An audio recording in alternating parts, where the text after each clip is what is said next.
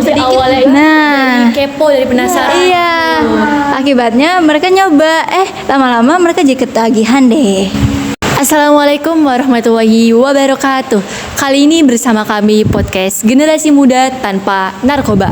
Adanya kami membuat podcast kali ini adalah untuk mengajak kalian para pelajar SMA untuk akan lebih sadar dengan bahaya narkoba dan pentingnya menjaga diri dari lingkungan buruk serta perbuatan buruk. Sebelumnya, perkenalkan saya Bilkis Janova yang akan memandu jalannya obrolan kami kali ini. Nah, di samping saya ada teman saya Amanda Azkia, ada Saskia Sinta Amelia, ada Salsabila Rizvania Eka. Nah, aku mau nanya nih ke teman-teman aku yang keren-keren ini nih. Menurut kalian tuh sekarang ini kan lagi banyak banget tuh kasus remaja yang terjerumus ke bahaya narkoba. Nah, menurut kalian sendiri itu mereka itu tuh bisa sampai terjerumus kayak itu tuh karena apa sih? Apa yang buat mereka jadi tertarik gitu buat coba narkoba?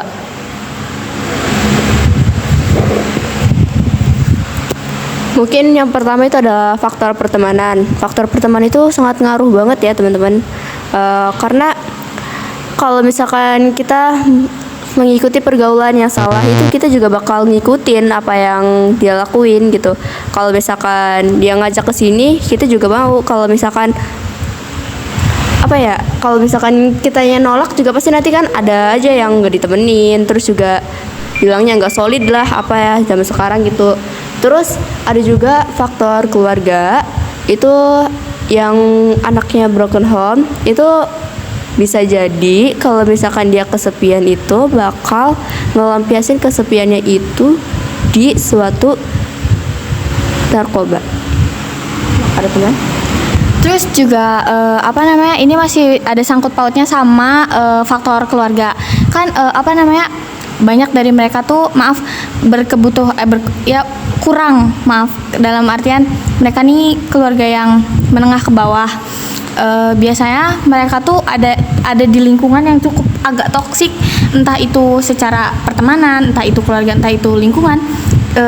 Jadi mereka tuh kayak kurangnya edukasi dari lingkungan mereka bahwasannya narkoba itu sangat berbahaya dan berdampak sangat buruk untuk masa depan mereka. Selain itu juga menurut aku faktornya itu rasa ingin tahu mereka tuh tinggi gitu. Kan remaja itu lagi masa-masanya itu masa menjelajahi kan. Iya. Nah, mereka tuh kadang kayak ngelihat temennya tuh makan atau mengonsumsi sesuatu tuh pasti pengen. Nah, iya kan? Iya kan? Nah, dari kepo, dari penasaran. Iya. Akibatnya mereka nyoba, lama-lama mereka jadi ketagihan deh. Nah, kalau itu kan biasanya kan faktornya dari luar tuh ya. Nah, kira-kira tuh aku tuh kadang tuh bingung tuh mereka yang sampai tertarik sampai kelepasan buat nyoba itu tuh mereka tuh ada nggak sih penanganan dalam dirinya tuh. Nah, teman-teman bisa nih kayak ngasih tahu gitu ke teman-teman yang lain, kira-kira apa sih dari diri kita nih, bekal apa yang harus kita siapin buat terhindar dari hal-hal kayak narkoba begitu.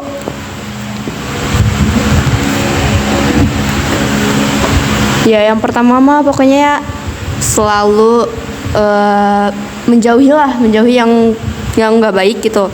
Terus pertemanannya juga pilih-pilih, bukan pilih-pilih dalam rangka tapi berpilih-pilih biar kita itu selamat di dunia. Ya, terus juga jadinya tuh gak ikut-ikutan juga. Nah, terus yang kedua juga kita mendekatkan diri kepada Allah dengan cara beribadah. Nah, terus yang ketiga ada mengikuti kegiatan yang positif. Contohnya kayak eskul olahraga atau yang lainnya gitu. Terus juga belajar. Nah, itu kan pengaruh positif juga ya daripada ikut-ikutan tentang narkoba gitu.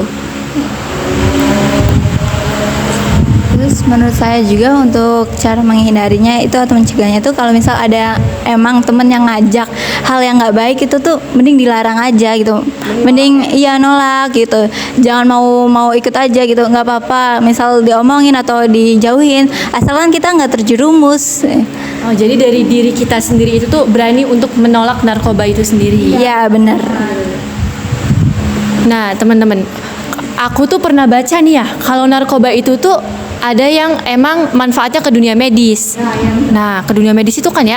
Nah, terus tuh menurut pandangan teman-teman sendiri nih, kalau misalnya narkoba itu dipakai di dunia medis itu sebenarnya itu tuh bakal bikin ketergantungan atau enggak sih?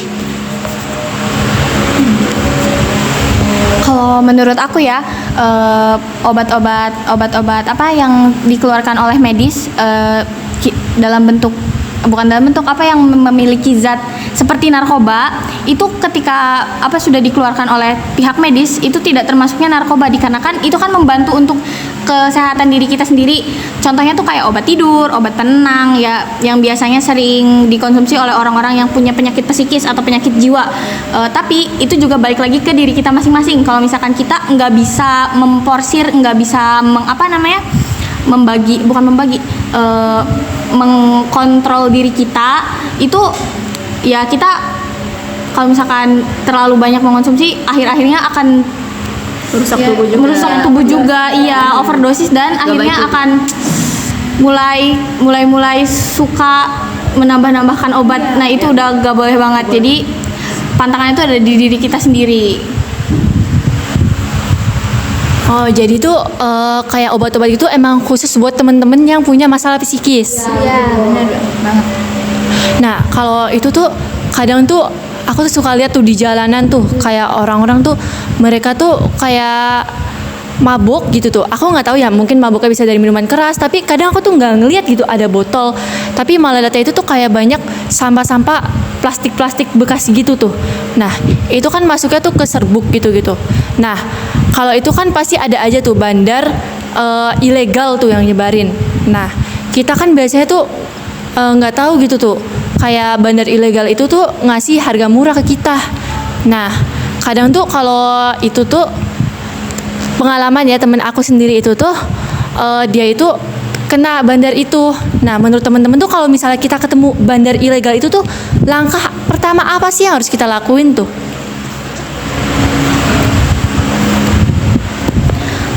Mungkin ya karena kita masuknya masih remaja, mungkin langkah pertama yang akan saya lakukan atau kita sebagai remaja lakukan itu pertama mengumpulkan bukti bahwasannya ada transaksi ilegal pengobatan obat-obatan keras, terus kita langsung melapor ke pihak berwajib di sekitar kita aja. Jadi jangan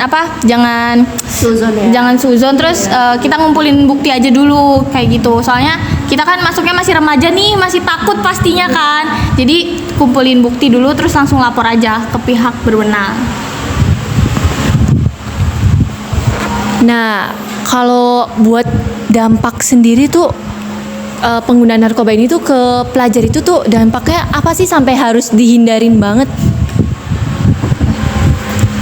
Menurut saya dampaknya itu banyak banget. Salah satunya yaitu menurunnya nilai akademik. Jadi pelajar yang kecanduan mengonsumsi narkoba itu otomatis mereka itu akan lebih nggak fokus sekolahnya gitu, malas belajarnya, malas untuk beraktivitas gitu dan sebagainya, yang mengakibatkan nilai mereka tuh menjadi buruk gitu. Selain itu juga orang-orang yang mengonsumsi narkoba itu akan dijauhin oleh temennya gitu. Terkadang banyak sekali anak-anak yang tidak mau berteman lagi dengan terkadang banyak sekali orang tua yang melarang anaknya untuk berteman dengan anak yang nakal ya seperti begitu. Karena ya takut mereka ngikutin juga pergaulannya. Jadi kayak orang tua tuh melarang anaknya udahlah gak usah temenan sama dia gitu. Jadi lebih baik kita menjauhi narkoba ya. Jadi dari nyoba narkoba sekali aja tuh bisa ngasih jarak kita di lingkungan sosial gitu tuh ya. Terus juga selain itu dampak buat diri kita sendiri, untuk badan kita sendiri, apalagi fisik ya. Aku banyak banget lihat di internet kasus-kasus narkoba itu dari tahun ke tahun tuh fisik dia tuh semakin lemah, semakin kelihatan lebih tua dari umur yang aslinya kayak gitu. Nah, kalau itu kan dalam pandangan Islam sendiri tuh aku tuh pengen tahu gitu, apa sih narkoba dilarangnya itu tuh kayak gimana gitu dalam pandangan Islam? Karena aku sendiri tuh kayak kurang tahu gitu tuh, narkoba itu tuh dilarang keras enggak dalam Islam gitu. Jadi sebenarnya kalau misalkan dalam pandangan Islam ya, kalau kita lihat dari Al-Quran itu nggak ada loh. Cari ya di Al-Quran itu arti tentang narkoba itu kita belum nemu. Tapi narkoba itu bisa samain sama hammer. Kenapa sih? Karena alasan yang sama, yaitu memabukkan dan merusak akal pikiran. Nah, dengan sabda Rasulullah SAW itu menjelaskan bahwa yang memabukkan itu adalah hammer dan yang memabukkan itu adalah diharamkan. Jadi narkoba itu sama-sama hammer, yang jelas dilarang alias haram. Selain itu juga kan di dalam Al-Quran kan udah dijelaskan tuh bahwa yang merusak tubuh itu diharamkan.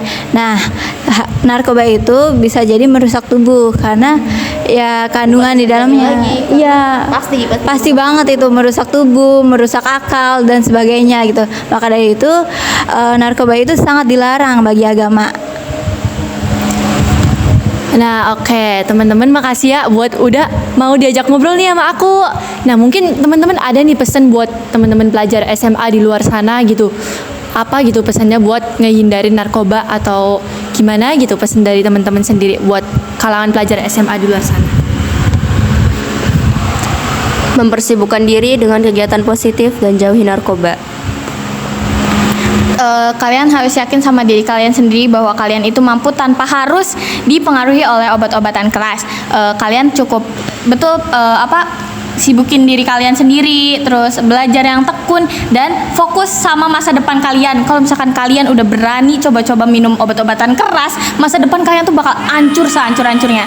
Jadi mulai yakini diri kalian sendiri kalau kalian bisa, kalau kalian mampu, dan kalian berhak untuk dapat kehidupan yang nyaman untuk di kemudian hari. Tapi ada pesan juga nih, kalau misalkan kalian udah terlanjur minum narkoba, itu jangan putus asa ya. Segera bertaubat dan mendekatkan diri pada Allah dan menyesali perbuatannya, dan jangan mengikuti narkoba lagi. Dan satu lagi, selektif dalam memilih teman supaya kalian tidak terjerumus oleh narkoba. Oke, terima kasih teman-teman semua yang udah mau diajak ngobrol tentang narkoba ini. Oke, generasi muda keren tanpa narkoba itu adalah kita. Mari kita wujudkan generasi muda keren tersebut. Mungkin ini saja podcast yang dapat kami lakukan kali ini. Sekian, terima kasih. Wassalamualaikum warahmatullahi wabarakatuh.